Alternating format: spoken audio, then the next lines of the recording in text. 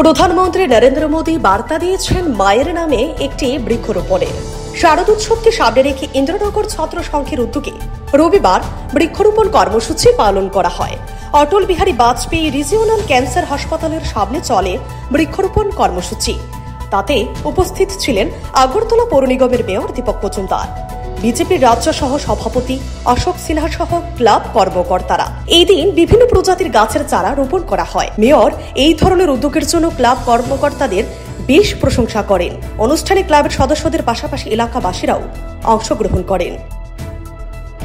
ভারসাম্য রক্ষা করার ক্ষেত্রে আমাদের দেশের প্রধানমন্ত্রী নরেন্দ্র মোদীজি এবং আমাদের রাজ্য সরকার মাননীয় মুখ্যমন্ত্রী ডক্টর মানিসহ সারা দেশবাসী সারা রাজ্যবাসীর কাছে আবেদন রেখেছেন বৃক্ষরোপণ করার জন্য। বিশেষ করে প্রধানমন্ত্রী নিজে বলেছেন এক পেড় মা কে নাম।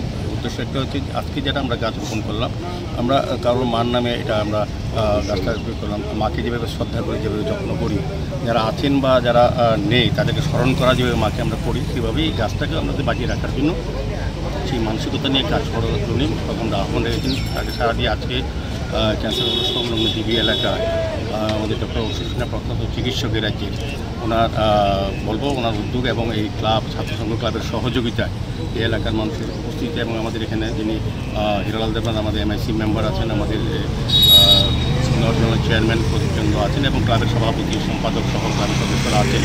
উদ্দেশ্য হচ্ছে পরিবেশকে সুন্দর রাখা। ডাক্তারবাবুর খুব উদ্যোগ নিয়েছেন, আমার ভালো লেগেছে। উনি আমাদের জানবেন একটা মানুষকে সুস্থ রাখলে স্বাস্থ্য পরিবেশের সঙ্গে সঙ্গে এই এলাকার পরিবেশ সুন্দর রাখবে। মানুষ সুস্থ তখনই থাকে যদি ফ্রি অক্সিজেন পায়, তারপর অন্যান্য স্বাস্থ্য পরিষেবা প্রদান করবে মানুষকে সুস্থ রাখা। Bureau report, CNE TV. CNE TV, channel for news and entertainment.